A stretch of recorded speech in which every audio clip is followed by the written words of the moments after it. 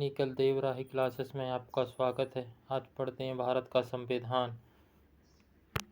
भारत का संविधान का इतिहास।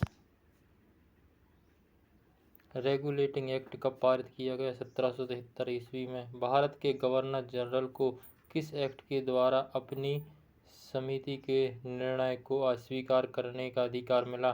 1786 अमेंडमेंट एक्ट के द्वारा। महारानी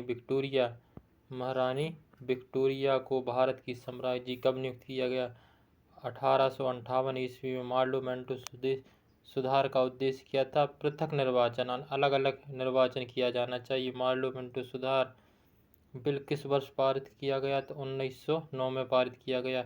मुसलमानों के लिए अतिरिक्त निर्वाचन मंडल प्रारंभ में किसके द्वारा लाया गया? पार्लियामेंट सुधार 1909 में। 1909 में इंडियन काउंसिल एक्ट में किस बात की व्यवस्था की गई थी? सांप्रदायिक प्रतिनिधित्व की। मॉन्टेग्यू चेम्सफोर्ड सुधार में प्रावधानों का सार क्या था? प्रांतों में दोहरा शासन। भारत का संविधान लागू होने तक स्वतंत्रता के पश्चात इसका शासन के अंतर्गत चलाया गया। 1935 के भारत सरकार अधिनियम द्वारा।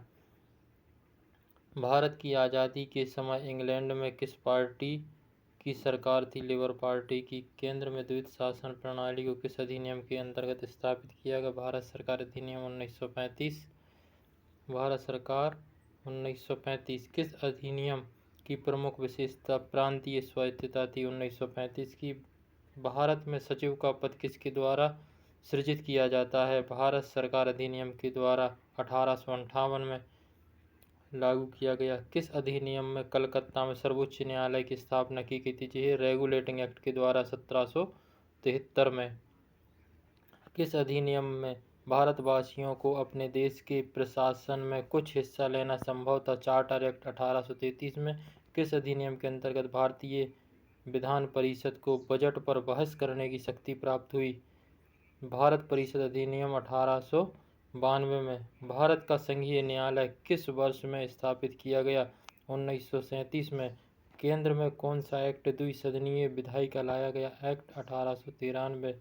1935 का गवर्नमेंट ऑफ इंडिया एक्ट क्यों महत्वपूर्ण है? यह भारतीय संविधान का स्रोत के लिए इम्पोर्टेंट है। धन्यवाद।